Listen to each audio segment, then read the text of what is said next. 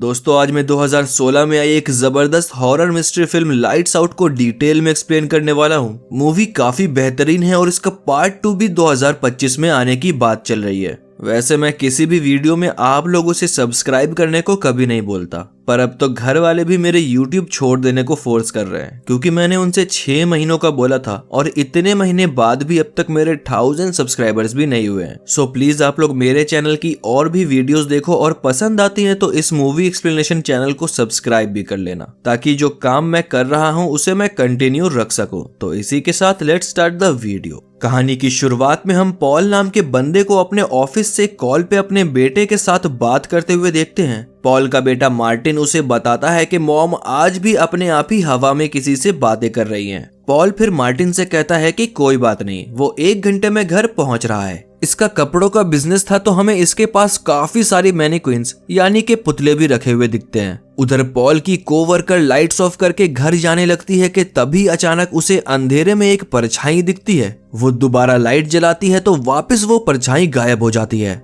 वो भाग कर आकर पॉल को बताती है कि उसने ऑफिस में कुछ देखा है और वो वहां से चली जाती है। लेकिन पॉल अपने बेटे से कॉल पे बिजी था तो वो उतना उसकी बातों पे ध्यान नहीं देता। यही हम पॉल के पास एक सोफी के नाम से फाइल भी देखते हैं जो कि किसी हॉस्पिटल की लग रही थी। खैर अब इसके बाद पॉल वहां से अपने घर जाने लगता है कि तभी पीछे से उसे कुछ गिरने की आवाज आती है। वो वापस अंदर आता है तो दूर अंधेरे में बैठी उसे वही परछाई दिखती है जो अभी अभी पॉल के कोवर्कर को दिखी थी। तभी वहां की लाइट वापस चली जाती है और जब इस बार लाइट दोबारा आती है तो वो परछाई पॉल के और भी करीब आ जाती है। ये देखकर पॉल वहां से भागने लगता है कि तभी जैसे ही वो अंधेरे वाले एरिया में पहुंचता है पीछे से वो परछाई उसे गिरा देती है। खैर कैसे भी भाग करके वो अपने ऑफिस में पहुंच जाता है। उसे ये तो समझ में आ चुका था कि ये परछाई रोशनी में नहीं आ सकती। वो अपने ऑफिस के हर तरफ की लाइट्स ऑन कर देता है कि तभी ही दोबारा वहां की भी लाइट्स फ्लिकरिंग करते हुए यानी कि टिमटिमाते हुए बंद हो जाती है। अब वो परछाई आती है और वो पॉल को पूरा तोड़ मरोड़ कर मार डालती है। यही हम कुछ हफ्तों बाद रेबेका को उसके बॉयफ्रेंड ब्रेट के साथ देखते हैं। ब्रेट उससे काफी ज्यादा प्यार किया करता था लेकिन रेबेका उससे रिलेशनशिप में आने से मना कर देती है। उसका कहना था कि वो इसके बारे में सोचेगी और उसे अपने घर से जाने को बोलती है। खैर ब्रेट अभी भी रेबेका की बात मानकर उसे हंसाकर वहां से चला जाता है। यही हम रेबेका के रूम में कई सारे आर्ट्स में से गणेश जी की एक मूर्ति भी देखते हैं। अब हम पॉल जो कि मारा गया था उसके बेटे मार्टिन को देखते हैं। अभी भी उसकी माँ जिसका नाम सोफी होता है वो रात के अंधेरों में किसी से बातें कर रही होती है। मार्टिन अपनी माँ के पास आता है तो सोफी उसे समझाते हुए अपने रूम में जाकर सो जाने को बोलती है। तभी पीछे से वही साया जिसने मार्टिन के डैड को मारा था वो मार्टिन को सोफी के कमरे में दिखता है। खैर ये देखकर मार्टिन अपने कमरे में भाग कर आता है और वो सो जाता है। कुछ दिन बाद मार्टिन के हर रोज क्लास में सोने की वजह से उसकी टीचर उसकी मॉम को फोन करती है लेकिन सोफी फोन नहीं उठाती। उसके बाद मार्टिन अपनी बहन रेबेका को फोन करता है। यहाँ हमें पता चलता है कि रेबेका और मार्टिन की माँ सोफी है लेकिन सोफी की अजीब हरकतों की वजह से रेबेका के डैड ने सोफी को छोड़ दिया था।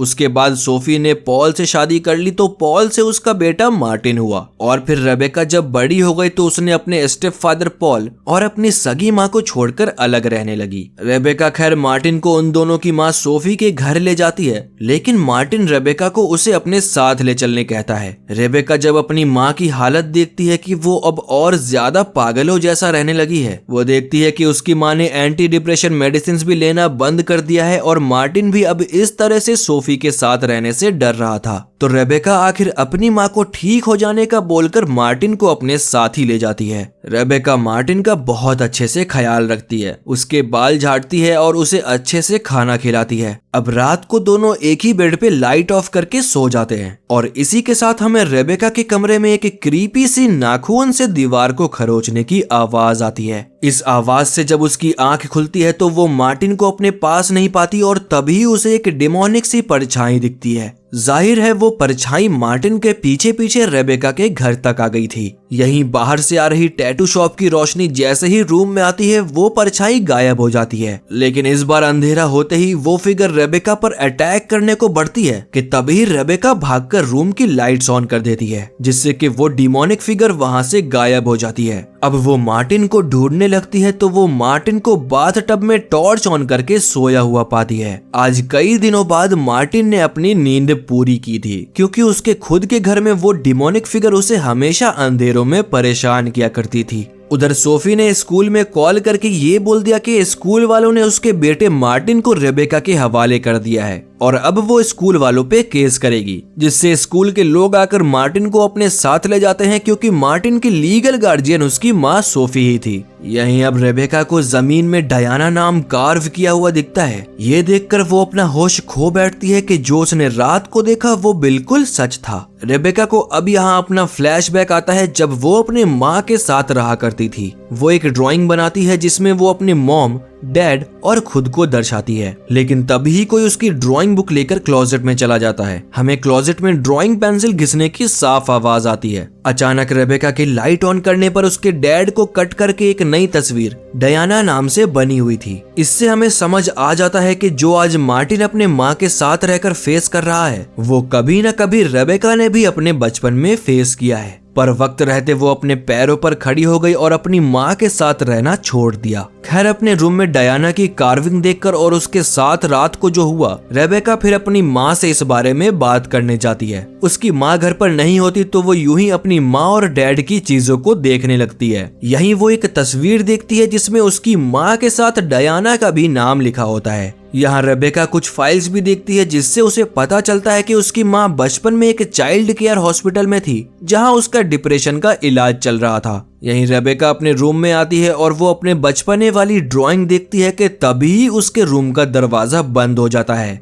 डायना की स्पिरिट उसका गला घोटकर उसे हवा में उठा लेती है और उसे अपनी माँ से दूर रहने को बोलती है। तभी रेबेका की आवाज सुनकर ब्रेट वहां आ जाता है और दोनों बचते बचाते वहां से किसी तरह से भाग जाते हैं। खैर, अब ना चाहते हुए भी मार्टिन को अपनी माँ सोफी के साथ रहना पड़ रहा होता है। मार्टिन भी अपनी माँ के साथ अच्छे से रहकर टीवी देख रहा होता है कि तभी सोफी जानबूझकर घर की लाइट ऑफ कर देती है। वो मार्टिन से कहने लगती है कि वो उसे अपनी एक दोस्त डायना से मिलाने वाली है, पर जैसे ही डायना आती है कि मार्टिन डर कर लाइट ऑन करने को भागता है, जिससे डायना को भी गुस्सा आता है और वो मार्टिन पे अटैक कर देती है। सोफी डायना की स्पिरिट को बहुत मना करती है, लेकिन डायना सोफी पर भी अटैक कर देती है। लेकिन मार्टिन इसी बीच लाइट ऑन कर देता है और भागकर रेबेका के घर आ जाता है। रेबेका को जो अब तक फाइल्स पढ़कर पता चला था वो मार्टिन को बताने लगती है। वो बताती है कि कई साल पहले जब डायना 13 साल की थी तो वो पुलिस वालों को एक बेसमेंट में बंद मिली थी और डायना के डैड ने अपने आप को ही गोली मार लिया था। यहीं मरने से पहले उसके डैड ने खून से दीवार पर लिखा था कि मेरी बेटी मेरे दिमाग को कंट्रोल कर रही है, जिससे ये बात निकल कर आती है कि जब डायना के डैड को पता चला कि डायना लोगों के विचार को कंट्रोल कर सकती है तो उसके डैड ने उसे सबसे दूर एक बेसमेंट में बंद कर दिया। लेकिन वहां पर बंद होकर भी वो अपने डैड के माइंड को कंट्रोल करती है और उन्हें खुद से ही मरवा देती है। इसी तरह फिर जब डायना पुलिस को मिलती है तो वो उसे हॉस्पिटल में भेजकर एक्सपेरिमेंट्स करने लगते हैं, जहां डायना की मुलाकात सोफी से होती है और वो सोफी का माइंड कंट्रोल करके उससे दोस्ती कर लेती है। पर इसी बीच डॉक्टर्स के एक्सपेरिमेंट द्वारा डायना मारी जाती है और डायना ने सोफी से इतना गहरा कनेक्शन बना लिया था कि अब वो मरने के बाद भी सोफी के थ्रू जिंदा लोगों की दुनिया में आ गई थी। यहीं रेबेका के घर की बेल बजती है तो वो अपने बॉयफ्रेंड ब्रेट का सोचकर दरवाजा खोलती है, लेकिन बाहर में कोई भी नहीं होता।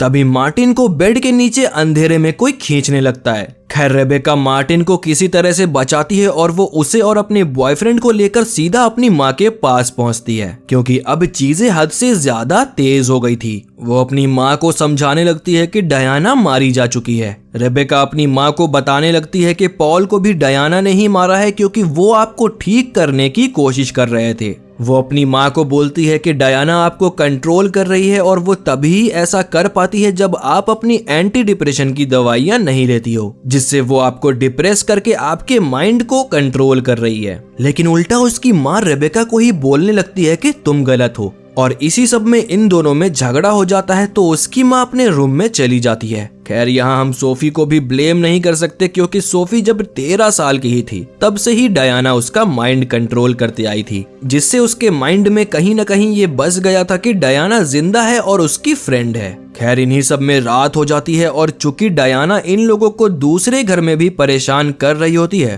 तो मार्टिन, रेबेका और उसका बॉयफ्रेंड ब्रेट आज यहीं रुक जाते हैं। मार्टिन रेबेका को अपने साथ सोने को बोलता है तो वहीं दूसरे तरफ ब्रेट नीचे सोफे पर सोने लगता है। बाद में रेबेका अपनी माँ के पास सॉरी कहने को जाती है, क्योंकि आज तक किसी ने भी सोफी की अच्छे से मदद नहीं की। उसके पहले पति ने उसे डाइवोर्स दे दिया। रेबेका भी एक टाइम के बाद सोफी को छोड़कर अलग रहने लगी थी। और तो और उसके दूसरे पति पॉल ने जब उसकी मदद करनी चाहिए तो डायना ने उसे भी मार दिया। सोफी भी अंदर से निकलती है और वो रेबेका को चुपके से एक नोट देती है जिसमें आई नीड हेल्प लिखा होता है, और तभी अंधेरे कमरे में से डायना उसे अंदर खींचकर कमरा बंद कर देती है। रेबेका समझ जाती है कि उसकी माँ को समझ आ गया है कि डायना गलत है। वो भागकर बाथरूम में जाती है और वो पाती है कि उसकी माँ मेडिसिन नहीं ले रही है। वो चुपके से अपनी माँ की दवाई लेकर उन्हें दे देती है। अब रात को जब सब सो रहे होते हैं तो अचानक घर की लाइट चले जाती है। पर गनीमत तो ये थी कि इन लोगों को पता था कि ऐसा कुछ हो सकता है, इसलिए इन लोगों ने पहले से ही मोमबत्ती जलाई हुई थी जिससे डायना इनके पास ना आ पाए।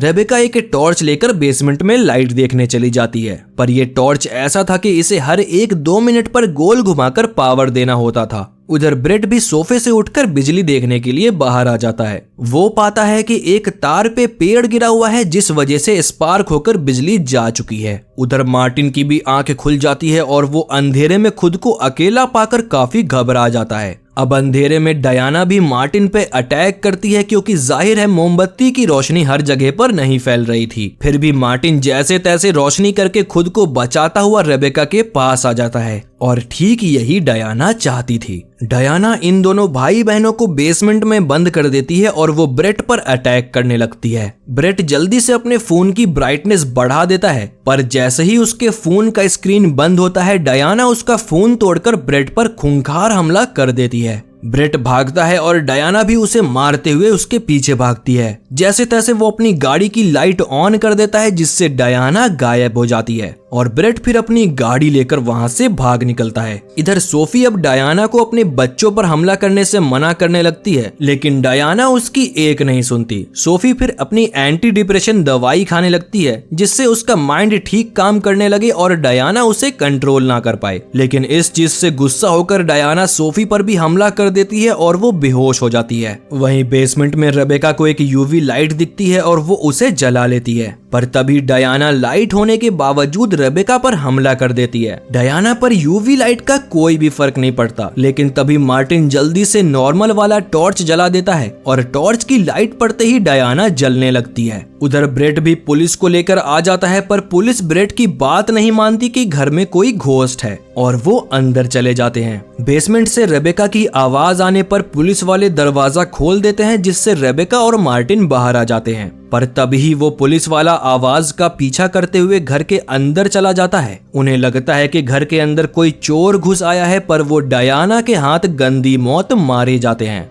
एक के बाद एक दोनों ही पुलिस वाले ब्रेट की बात ना मानने के वजह से मारे जाते हैं। इसी बीच मार्टिन घर के बाहर आ जाता है और रेबेका अपनी माँ को लेने के लिए उसके रूम के तरफ जाती है। तभी डायना भी रेबेका पर हमला कर देती है और रेबेका भी लड़ते हुए डायना का हाथ जला देती है। अब डायना रेबेका को मारने को बढ़ती है कि तभी ही रेबेका की माँ पीछे से आ जाती है। वो डायना को गोली मारती है, लेकिन उसका डायना पे कुछ भी फर्क नहीं पड़ता। डायना बोलती है कि सोफी उसका कुछ भी नहीं बिगाड़ सकती, लेकिन सामने से सोफी कहती है कि डायना उसके वजह से अब तक इस दुनिया में है, और फिर अगर सोफी ही नहीं रहेगी तो डायना का भी कोई कनेक्शन नहीं होगा जिससे डायना इस दुनिया में वापस आ सके। ये कहते हुए सोफी खुद को गोली मार लेती है और डायना भी इसी के साथ मारी जाती है। खैर बाद में जब पुलिस आती है तो ये लोग बाहर आते हैं, तब दोबारा लाइट थोड़ी सी फ्लिकर करती है, लेकिन ब्रेट इन दोनों को समझाते हुए बोलता है कि बला टल चुकी है। और यहीं पे कहानी खत्म हो जाती है। दोस्तों अब इस मूवी का पार्ट 2 भी ऑफिशियली अनाउंस हो चुका है और मुझे उम्मीद है कि वो इससे कहीं ज्यादा अच्छी होगी।